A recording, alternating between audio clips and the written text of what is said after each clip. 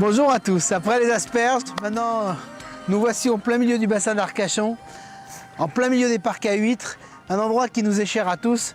Et là aujourd'hui j'ai rendez-vous avec le chef étoilé d'Arcachon, Thierry Renoux, et Cyril Ardouin, qui est ostréiculteur ici à Arcachon et qui va nous expliquer comment il prépare, comment il élève et comment il fait... il s'occupe avec amour de ses huîtres, que Thierry va nous cuisiner et il va nous faire un petit plat dont il en a le secret. Salut Cyril. Bonjour. Thierry. Bonjour Arnaud. Ça va? Superbe. Cyril, ces huîtres, elles démarrent comment? Elle démarre comment? Eh bien, elle démarre sur les tuiles. On les récolte sur les petites tuiles. Et ensuite, 6 mois après, on les récolte avec des machines, on les gratte, on récupère ces petites huîtres et après on les met dans des poches. Et on les manipule une trentaine de fois dans leur vie, quoi, en fait. Une huître, ça vit combien de temps? Ça devient... Ça met 4 ans, entre 3 et 4 ans pour devenir grosse. Alors là, c'est les petites huîtres, c'est ça? Les toutes petites huîtres, oui. Elles ont 1 an. Elles ont 1 an. Ah, elles ont déjà 1 an? Oui, oui. Donc c'est quand tu les récoltes, au départ, les naissins, elles sont minuscules, microscopiques. Donc ça a 1 an. Et alors après, tu les sélectionnes? Comment ça se passe? On les calibre, en fait. Toute leur vie, en fait, on les met toujours par la même taille, en fait, pour qu'elles puissent profiter le plus vite possible, en fait. Et après, tu en as un paquet là-dedans, et après, tu les sépares? On les sépare. Au fur et à mesure qu'elles grossissent, on les reprend, on les divise, jusqu'à quand on arrive à peu près entre 150 et 200 huîtres par poche. Et là, elles restent en plein milieu naturel. Voilà. Et pendant 3-4 ans. Exactement. Et c'est à ce moment-là que tu les confies dans les mains de Thierry. Voilà. Oh, Thierry, c'est pire, parce que lui, c'est des XXL, il faut à peu près 7 ans. Tu vas prendre tes naissins, tu vas les mettre sur les tables, hein, et tu les laisses pendant combien de temps? Là, on va les laisser pendant jusqu'à septembre-octobre. Octobre, on va les reprendre, on va les recribler, on va les rechanger de poche. On va les remettre sur le parc. Là, on va pas les toucher jusqu'au mois de mars à peu près, février-mars. Et là, on les reprend, on les recalibre. Et après, on les remet dans d'autres poches, de tailles différentes. Plus elles grossissent, plus les mailles deviennent plus grosses.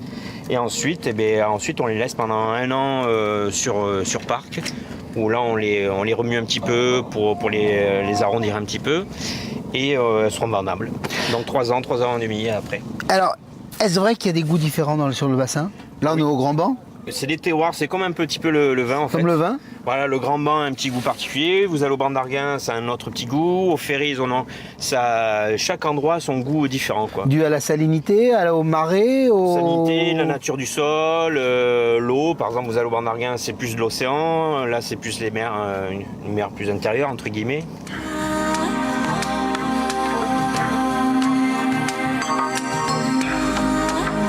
Donc ça, c'est des XXL, ça? Et oui, les XXL. Elles ont quel âge, celles-là? Celle-là, entre 5 et 7 ans. 5 et 7 ans. Eh, c'est mouse, ça.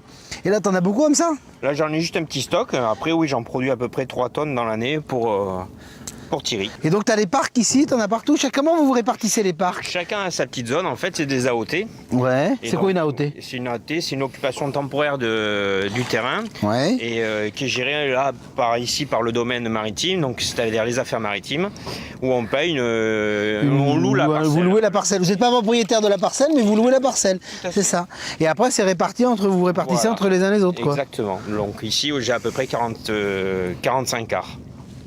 Donc voilà. Et après, tu as d'autres bancs. Hein. J'en ai un autre un peu plus petit là-bas, 20 hectares. Après, j'en ai un peu au Banc d'Arguin. Et après, j'ai des parcs de captage où là, en fait, on récolte les petites huîtres. Voilà. Donc là, c'est plus vers la hume, c'est plus dans les fonds du bassin. Du fond du bassin. Voilà. Et là, ici, c'est-à-dire que tu vas avoir donc des huîtres chez toi qui vont avoir différents goûts en fonction des endroits. Voilà. Et de la localisation. Exactement. Ah, mais c'est génial. Le Banc d'Arguin a un goût, ici, ça a un goût. Et vous êtes tous les ostréiculteurs ont chacun un banc à droite à gauche ou certains sont concentrés Il y en a certains qui essayent de concentrer tout pour minimiser les coûts. Les coûts, exactement. Et ça fait combien de temps que tu fais ce métier-là? Moi, j'ai depuis 98, donc voilà. J'ai commencé à 20 ans. Ah, c'est super, c'est magnifique. Allez, on y va? On y va. Zou. Alors vous voyez les amis là, si c'est pas le bonheur, ça y ressemble un peu. Hein. Merci Cyril pour ce super endroit, merci Thierry. Alors donc là, on a toutes sortes d'huîtres. Les XXL, celles qui ont 4-5 ans, c'est ça? 3 ans. 3 ans. 3 ans, et tu m'as dit que ça c'est la dentelle, donc c'est-à-dire qu'elles sont en train de pousser. Et de grandir, tout simplement. Et là on a les plus petites. Donc ça, tout ça, ça pousse, et on a vu les toutes petites qui étaient là-bas. Pourquoi tu prends ces huîtres-là pour cuisiner? Alors, ça a beaucoup de chair. Ouais. ça rétracte peu, ça a un côté très très iodé. Et alors, on le dit souvent, l'huître sauvage sur le bassin qu'on peut récupérer sur les piquets, là, Cyril pourrait me le dire, on a un côté très noisette. Et ces huîtres-là, je les adore. Cyril, il fait tellement les choses bien que je lui ai demandé, j'étais encore embêtant avec lui, j'ai dit Cyril, il faut que tu me trouves des grosses huîtres. Donc on a trouvé des grosses huîtres et on les travaille vraiment très très bien. Elle rend peu son eau, elle ne rétracte pas, la chair est très épaisse, il y a du craquant et il y a justement ce petit goût de noisette qui arrive derrière. Tu vas mettre ton habit de lumière. Je vais mettre mon habit de Tu lumière. vas nous faire une petite recette. Et puis on va faire une petite recette. Imaginez ça, un chef étoilé au milieu du bassin qui nous fait une petite recette à base Et d'huître. il n'y aura pas de bruit dans la cuisine ce midi, c'est calme ici. Attendez, c'est pas le bonheur ça? Messieurs, en route.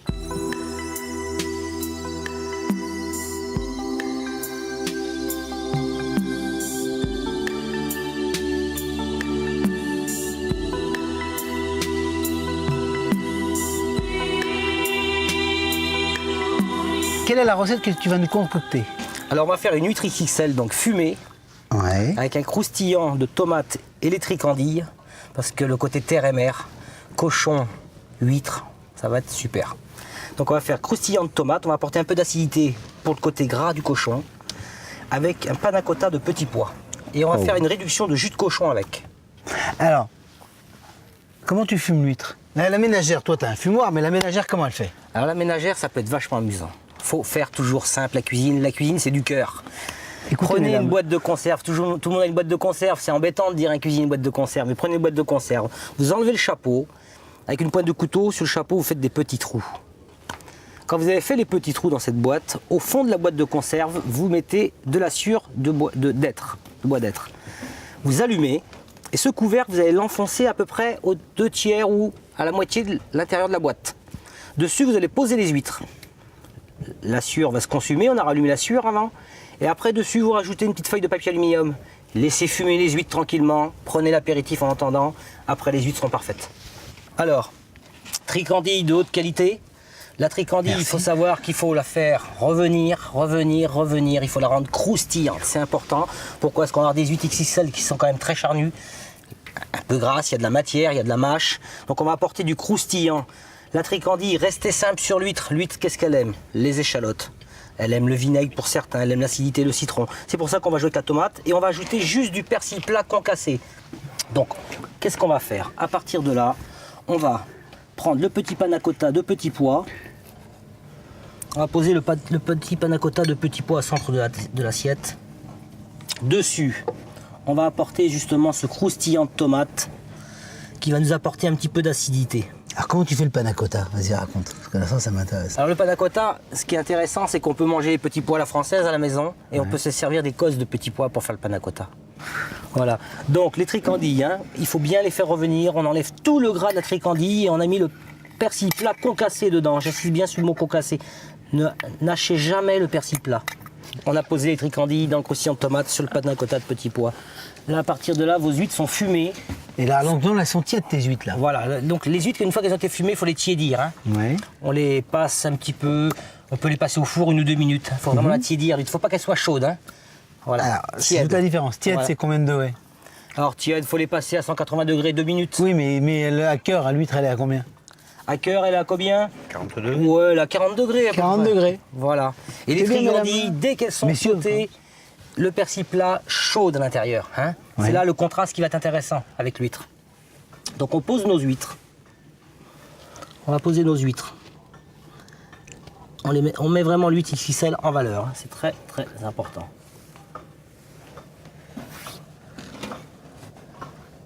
Voilà. Ensuite, qu'est-ce qu'on va faire? On va mettre des petites pousses de petits pois. Comme on travaille avec le petit pois, on va mettre la pousse de petits pois avec. Tout se mange dans le métier. Les cosses de petits pois, le petit pois, les pousses de petits pois. Et ensuite, on va mettre la réduction de jus de cochon. Alors, le jus de cochon. Alors ça m'intéresse. C'est quoi le jus de cochon? Alors, le jus de cochon, il faut refaire revenir des oignons et des échalotes au beurre. On fait bien revenir tout ça. On met les parures du cochon, tout ce qui ne va pas se manger. Là, vous le faites bien grâler au fond du rondeau. Une fois que vous avez bien fait revenir ça, vous mouillez à l'eau une première fois. Juste à hauteur. On va laisser cuire, on va laisser réduire pratiquement à sec. On va renouveler cette opération 3 fois. Une fois que ça va avoir été renouvelé 3 fois, on va mouiller à hauteur. Et là, on va laisser cuire, on va laisser réduire. Une fois que ça aura été réduit, on va le chinoiser ce jus. Une fois qu'il va avoir été chinoisé, passer dans un petit chinois, et là on va le laisser encore réduire, on va récupérer très peu juste pour le jus, et quand il va arriver sur la fin, on va le lier. Dans le temps on liait les jus avec du beurre noisette, on les montait au beurre. Là on va les lier avec le gras du cochon. On va le lier à la spatule en bois, on va le monter avec le gras du cochon. On va apporter un jus riche, un jus gras, un jus qui va avoir du goût. On va apporter de la brillance. Et avec la tricandille et l'huître, vous verrez, c'est superbe. Là, on va mettre notre petit jus de cochon. Si vous faites ça à la maison, mettez une petite saucière, parce qu'il y aura toujours des gourmands, vous verrez. Voilà. Et voilà. Voilà, donc là, on a vraiment la tricandille avec l'huître XXL. Donc l'huître elle est quand même assez grasse, hein. On a quelque chose de gras, il y a de la matière en bouche, avec la trigandille qui va être très croustillante, le croustillant de tomate aussi, le petit pois qui va apporter un côté crémeux en dessous. Puis là il n'y a plus qu'à déguster. Bon, on peut appeler ça terre et mer de Thierry Renoux. Voilà, terre et mer de Thierry Renoux en plein milieu du bassin, Ah, mais c'est pas avec des magnifique, gens de ça. terroir, c'est génial. À bientôt. On se retrouve la prochaine émission. On se retrouve sur la terre.